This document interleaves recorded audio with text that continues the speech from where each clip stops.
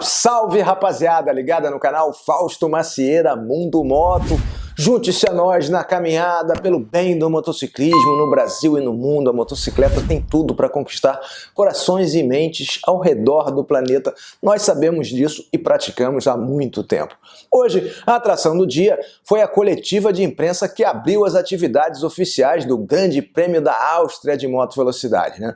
Estiveram presentes muitos bons pilotos, né? Os principais, o Fábio Quartararo, o líder do campeonato, foi indagado logo o que ele esperava do fim de semana, que experiência que ele tem na chuva. Ele disse, ó, quando eu tive aqui na Moto 2, cara, eu já caí na primeira curva, tive muita dificuldade, as águas às vezes empoçam em determinados setores dessa pista, é uma pista muito rápida, muito perigosa, mas eu estou esperançoso. E o meu 7º lugar lá na última corrida foi razoável na República Tcheca, porque a minha moto estava muito ruim, eu já tive um incidente logo na primeira curva, os pneus esfacelaram, então naquelas circunstâncias essa P7 foi um bom resultado, mas eu vou tentar voltar ao pódio agora nesse fim de semana na Áustria. O segundo a falar foi o Franco Morbidelli, que estava muito feliz porque ele gosta da pista, ele fez um P2 lá em 2016 e venceu em 2017 na Moto 2 e está vindo no primeiro pódio dele na MotoGP, mostrou pela primeira vez velocidade suficiente até para brigar pela vitória, mas o fim de semana foi das KTMs, mas ele disse que o primeiro pódio dá uma confiança muito grande para o piloto e certamente ele vai buscar um bom resultado lá na Áustria, onde a Yamaha não é a melhor moto, né, porque tem aquelas dificuldades de velocidade máxima e tem também a previsão do tempo chuvoso, mas ele vai tentar fazer o melhor resultado possível, animado pelo desempenho na etapa de semana passada, né? O próximo a falar foi o novato sensação Brad Binder, né? Ele disse que teve uma semana incrível, que foi manchete em todos os jornais da África do Sul, foi o primeiro sul-africano a conquistar um primeiro lugar na categoria principal do Campeonato Mundial, agradeceu a KTM, ele foi muito sagaz, ele é muito amadurecido para 25 anos que ele completou essa semana, né? Ele disse que no final de 2012, primeira temporada dele, ele não tinha contrato, estava voltando para a África do Sul, quando foi chamado pela Ambrolio Racing para fazer mais uma temporada na classe menor, e isso deu a ele o alento necessário para seguir em frente. Ele agradeceu ao pessoal da Ambrolio Racing, ao Fiorenzo Caponera, e se não fosse ele não estaria naquela sala de imprensa falando na vitória inédita da KTM, né? Então o Brad Binder mais uma vez se saiu muito bem. Ele disse que não tem nenhuma experiência na chuva, andou algumas voltas em Jerez sobre pista molhada, mas que vai fazer o possível e está bastante animado. É a pista de casa da KTM, né? É uma pena que os fãs da KTM não possam estar lá eufóricos com a grande vitória, a primeira vitória da marca no Mundial de Moto Velocidade, mas o Brad Binder disse que vai tentar fazer o melhor nessas circunstâncias. A seguir, falou Johan Zarco, né? O Zarco, que também vem do pódio, né? Ele foi terceiro na etapa da Andaluzia e foi o primeiro pódio dele em 21 meses, né? E ele também falou que isso impulsionou bastante a confiança dele para essa próxima etapa, e ele está na moto que venceu no ano passado, né? A Ducati do Andrea Dovizioso, né? Então ele disse que tá bastante motivado, que sabe que a moto dele vai bem nessa pista. Pô, vai bem, não vai bem demais, né? Venceu em 2016 com Iannone, em 2017 com o Dovizioso, em 2018 com o Lorenzo, em 2019 novamente com o Dovizioso. Então ele tem exatamente a moto que venceu no ano passado. E aí a comparação, aí perguntaram a ele como é que ele via a dificuldade dos pilotos de fábrica com a moto 2020 e ele com a moto 2019 ter se saído bem a ponto de chegar ao pódio, ainda tendo cumprido aquela penalização de volta longa. Aí ele deu uma resposta assim meio atravessada, dizendo assim, ó, não estou interessado nos problemas dos outros, eu quero melhorar as minhas qualidades e melhorar meus pontos fracos. Então eu estou bastante satisfeito com a moto e vou partir desse bom resultado para tentar levar para esse fim de semana também.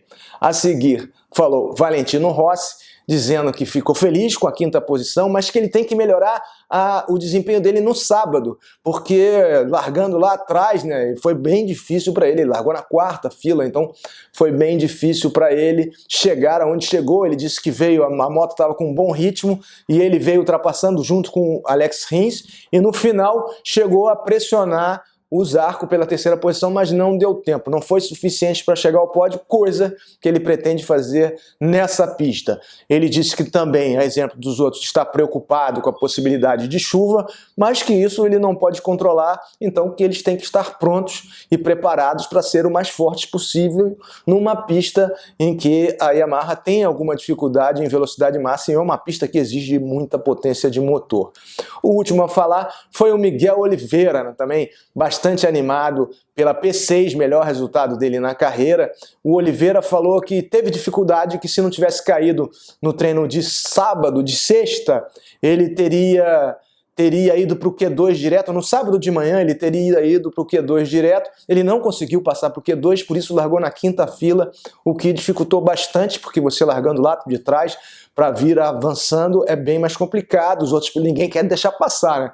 Mas ele disse que o ritmo dele o levaria ao pódio como o ritmo do Pol Espargaró, se não fosse o incidente com o Zarco, teria levado ao pódio. Então ele está bastante feliz e ele disse que não ficou absolutamente desapontado por não ter sido ele quem deu à KTM a primeira vitória na MotoGP, porque essas coisas acontecem. O próprio Pol Espargaró, que segundo ele não, é certo, estava lá desde o primeiro momento, desde 2016, no desenvolvimento da moto, seria por merecimento quem mais teria razão de estar desapontado. Mas que ele não pensa no passado, ele pensa nas oportunidades que vão aparecer, e ele tem uma boa oportunidade de fazer um bom papel. E fechando, ele falou que está muito satisfeito com Portugal voltar ao circuito mundial, e a pista de Portimão é uma pista muito exigente, super técnica, muito desafiadora, e vai ser uma emoção muito grande para ele como piloto português alinhar numa corrida de MotoGP na sua pátria, né? Muito bacana isso, tomara que a gente tenha esse tipo de sensação ou parecida no futuro, como já tivemos aqui no Grande Prêmio do Brasil com o Alexandre Barros. Foi bem interessante a coletiva, e no final teve as perguntas dos repórteres, né, dos jornalistas especializados, feitos de maneira virtual, porque continuam as restrições da pandemia, e no final os pilotos foram instados a fazer um desenho da pista, fazer o traçado da pista de olhos vendados, né? Então os 6 que estiveram lá fizeram essa tentativa, e quem mais se aproximou e ganhou a brincadeira, né, o desafio, foi o Miguel Oliveira. Quer dizer, a KTM já ganhou na quinta-feira, né? Então foi muito bom. Agora, uma notícia não tão boa: o julgamento, a audiência do Andrea Iannone, que seria esse mês, foi adiada para outubro. O que é um absurdo, né? Parece que a Agência Internacional Antidoping está influenciando o Tribunal Arbitral do Esporte, pedindo uma punição mais rigorosa para o Iannone, que está suspenso até o dia 16 de junho de 2021. Então, se a audiência vai ser em outubro, e muito provavelmente não vai ter decisão, não vai ter sentença na audiência, a situação do Iannone fica muito difícil, né? Fica bastante prejudicada, e crescem as chances do Cal Crutchlow, que já falou que tem vaga numa equipe de fábrica no ano que vem, ocupar essa vaga na Aprilia, que das 6 fabricantes que competem no Mundial, foi a única que ainda não venceu, né? Impressionante, porque a Aprilia entrou antes da KTM e ainda não conseguiu um bom resultado, já participava como CRT e tudo mais, e a KTM avançou e conquistou essa primeira vitória, que deu a eles 3 pontos naquela lista de equipes de concessão, que só a Aprilia e a KTM estão. Quando você chega a 6 pontos, você perde 2 motores e você perde a possibilidade de fazer testes ilimitados, vantagens que eles no momento têm. Mas o Pete Beirer, né, que é o diretor esportivo da KTM, disse que a última preocupação dele é essa, de manter os pontos de concessão, porque os pontos de concessão são um incentivo para as equipes que estão mais fracas se aproximarem das equipes mais fortes. Então ele disse que não se preocupa com isso, ao contrário, está muito orgulhoso de ter mantido um projeto que é o único que tem suspensão própria, né? Tem a suspensão feita em casa, da White Power, e tem um chassi próprio, também feito com tubos, né? E ele disse que o chassi dele é 3 vezes mais resistente do que os chassis perimetrais de alumínio e menos pesado. Então, realmente eles descobriram uma forma própria de agir, que é o que a KTM faz no Fora da Estrada, levou para o asfalto e foi consagrada com essa vitória espetacular em 4 anos de desenvolvimento, né? Coisa que a Aprilia está tentando fazer. Vamos ver se consegue. Em relação ao Mundial de Superbike, a gente teve uma notícia não boa. O cancelamento do Grande Prêmio da Argentina de moto velocidade. Infelizmente, San Juan iria sediar pela 3ª vez o campeonato, não vai mais sediar. O campeonato agora foi reduzido para 8 etapas, com uma a ser confirmada em Misano. E provavelmente essa vai ser confirmada, né? Porque Misano vai receber agora em setembro o Mundial de Moto Velocidade, inclusive com plateia, né? 10 mil pessoas a cada dia durante o fim de semana. Então, acredito que Misano seja confirmada.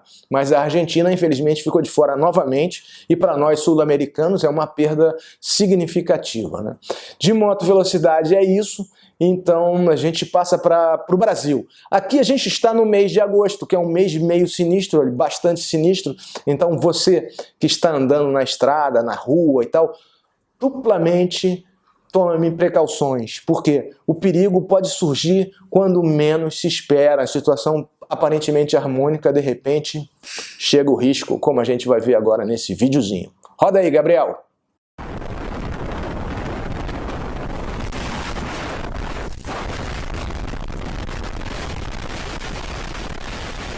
É impressionante a forma com que o carro já passou descontrolado na frente da moto e varou lá para fora do barranco. Ainda bem, né, que varou para fora do barranco, porque se vai para dentro a situação seria bem pior. Agora a gente relaxa um pouco e traz aquele quadro que é um quadro alto astral, que é um quadro de entrosamento familiar. Gabriel, roda aí o Família Mundo Moto Top 10 de hoje.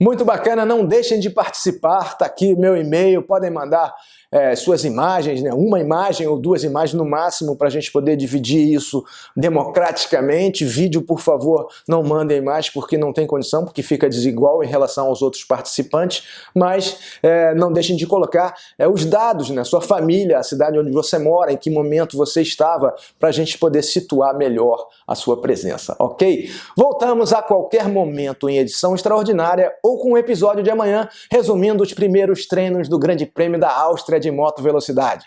Valeu, rapaziada, saúde, se cuidem, aquele abraço, acelera Brasil!